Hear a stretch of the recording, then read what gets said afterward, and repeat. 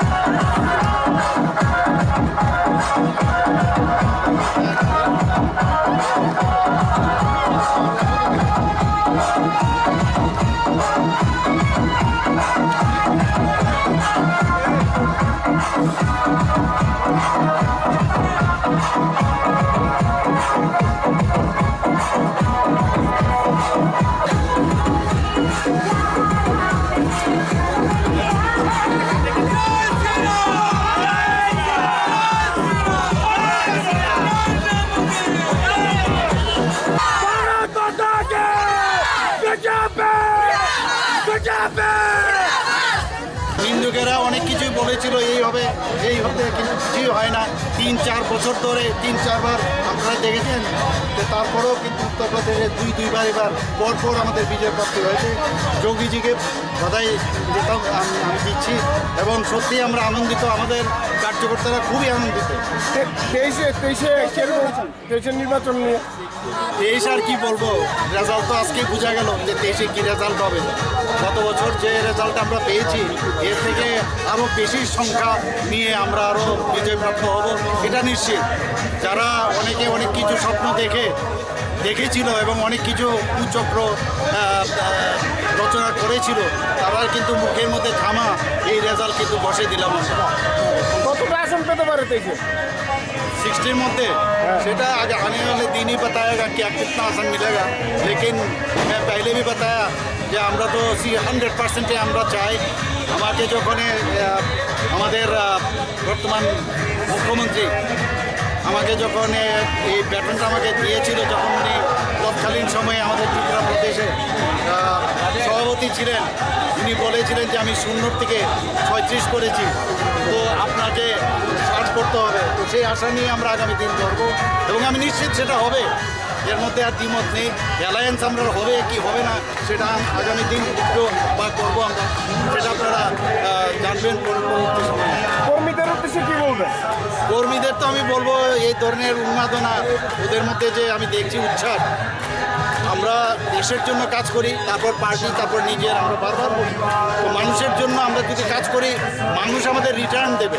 এটা কিন্তু আজকের এই সারা এই 5টা প্রদেশে যে ইলেকশনের রেজাল্ট তাতে কিন্তু প্রমাণিত হয়েছে এবং মানুষের পাশে যাওয়া, মানুষের কাছে যাওয়া, ঘরে যাওয়া এবং সরকারের কেন্দ্রীয় সরকারের যে প্রকল্প যোজনা, আমাদের রাজ্য সরকারের যে যোজনা প্রকল্প, এগুলো নিয়ে মানুষের সামনে গিয়ে বলা এবং এইগুলো নিয়ে মানুষের সামনে গিয়ে পৌঁছিয়ে আমাদের সম্পর্কে জানানো, এটা হচ্ছে ইম্পর্টেন্ট।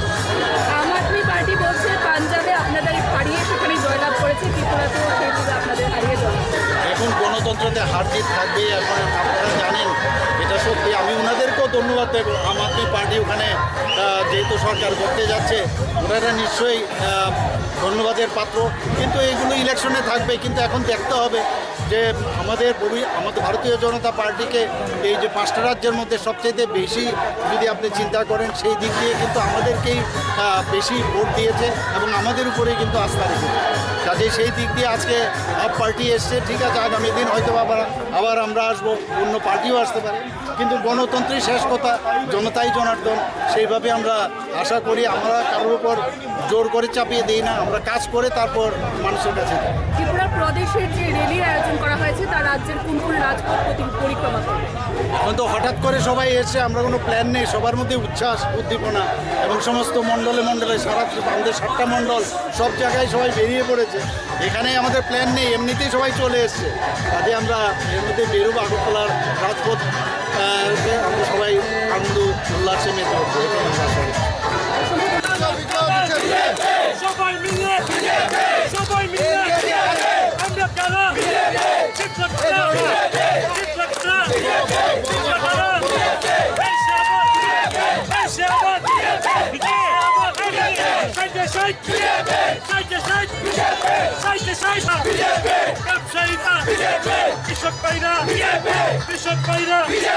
আমরা সবাই তালে তালে সুরে সুরে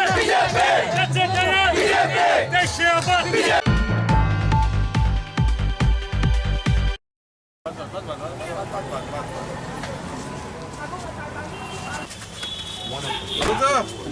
জয় হোক, কংগ্রেচুলেশন দাদা। হ্যাঁ, भारत माता की बीजेपी बीजेपी नरेंद्र मोदी योगी जी विप्लव देव बोलो बोलो भारत माता की अमित शाह अमित शाह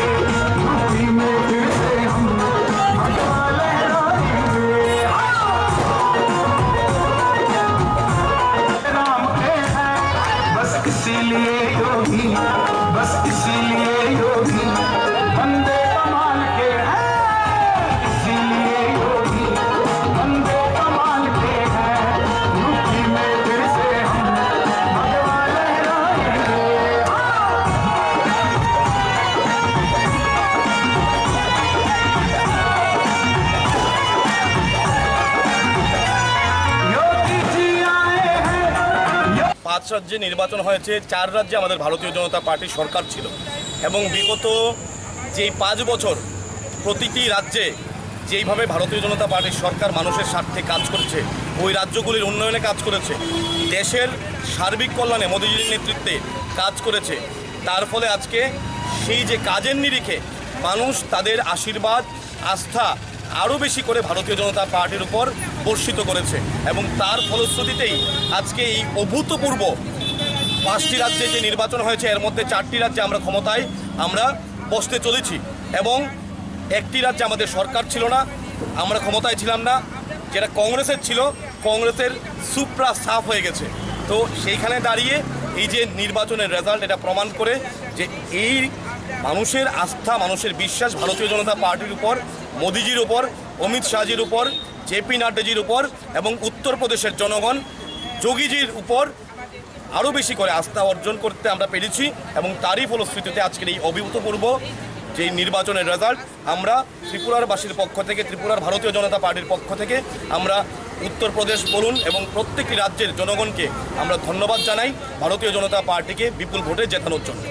আচ্ছা, আপনি তো অনেক বছর ধরে রাজনীতি করছেন এবং এই জয়ের পিছনে মূল কারণ কি? একটা এনটিকামসি ছিল, এরপরও এরকম রেজাল্ট, এটার মূল কারণটা? ভারতীয় জনতা পার্টি সরকার যেখানে থাকে সেখানে এন্টি ইনকামবেন্সি বলে কোনো কিছু নেই।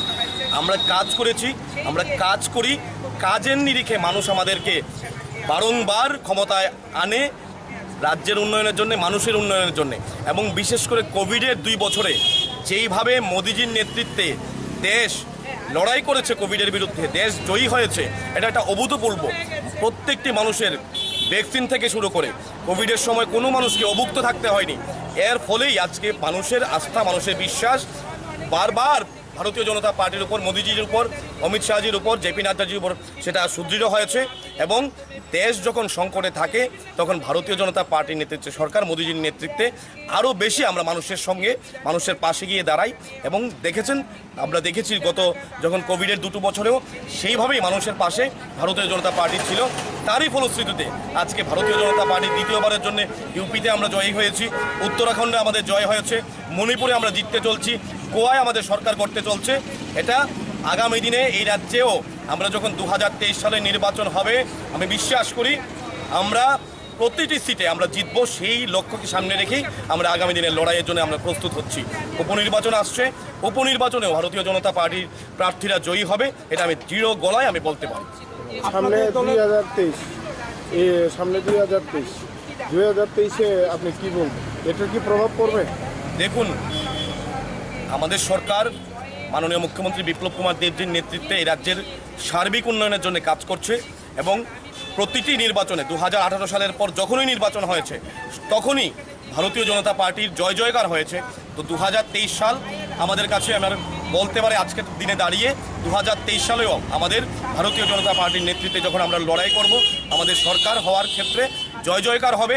বিপ্লব কুমার দেবজিকে আবার দ্বিতীয়বারের জন্য মুখ্যমন্ত্রী গদিতে বসানোর জন্যে আমরা ময়দানে রয়েছি। রাজ্যের মানুষও সেটা চাইছে বলে আমি বিশ্বাস করি।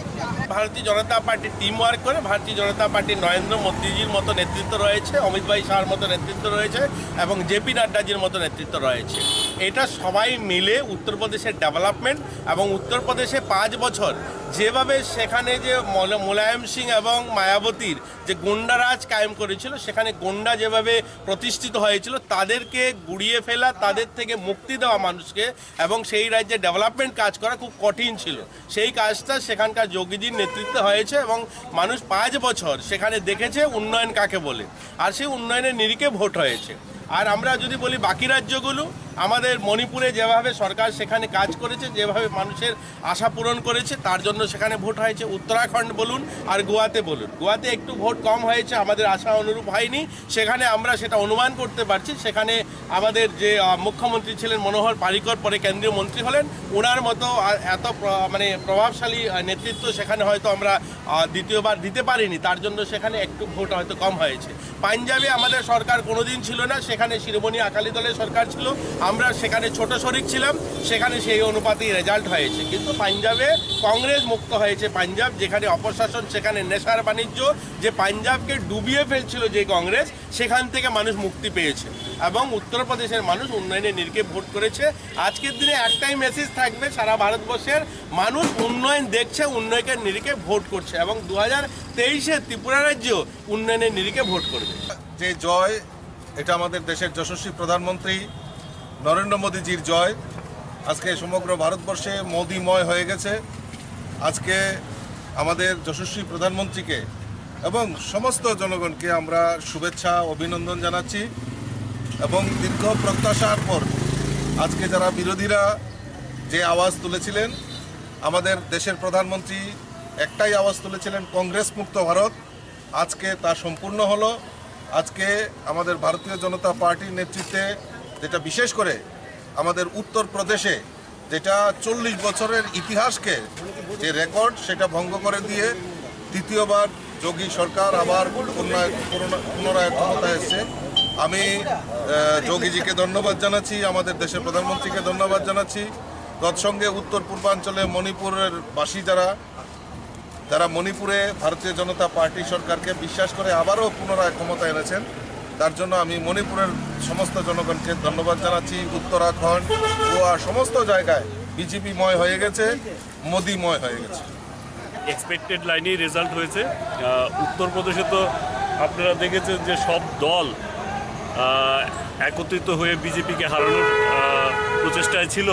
আমি উত্তরপ্রদেশের এই রেজাল্টকে আমি বলবো রেফারেন্ডামই বলবো। মানুষ সবাই মানে সবাইকে ভুল প্রমাণিত করে যোগীজি যে একজন সুদক্ষ কি বলে মুখ্যমন্ত্রী হিসেবে এই 5টা বছর কাটিয়েছেন এবং এই রেফারেন্ডাম পাশাপাশি এটা একটা ইতিহাসও আমি বলবো যে উত্তরপ্রদেশে আপনারা জানেন যে রিপিট পরপর দুবার কেউই করতে পারেনি, যোগীজি করেছেন। ভারতীয় জনতা পার্টির বিচারধারা সর্বার্থে উত্তরপ্রদেশে জয়ী হয়েছে। পাশাপাশি আপনারা মণিপুরের রেজাল্টও দেখেছেন।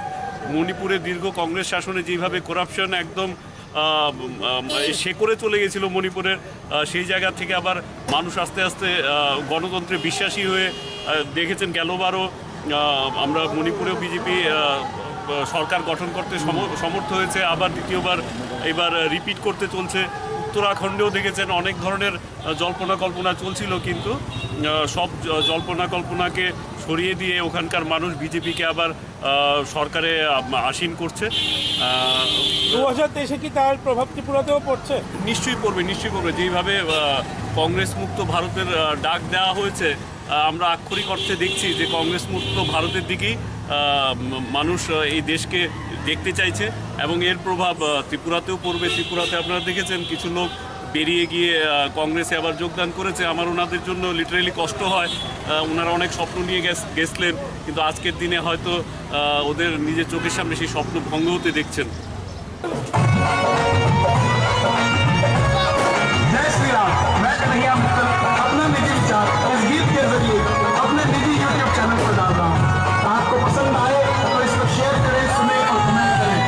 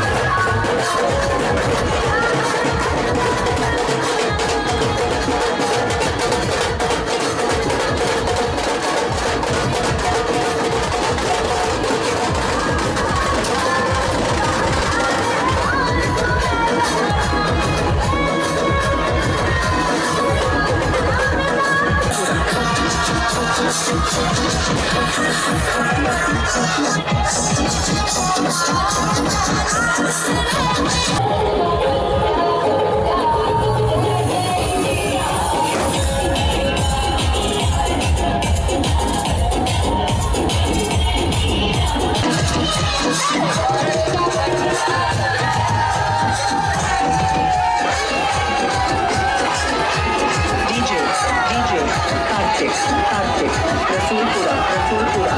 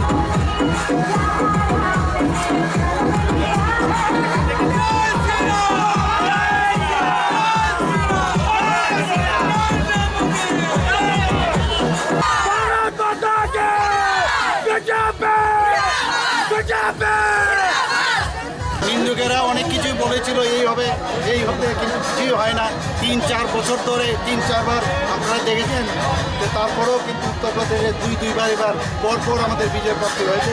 যোগীজিকে বাধাই দিতাম আমি দিচ্ছি এবং সত্যি আমরা আনন্দিত, আমাদের কার্যকর্তারা খুবই আনন্দিত।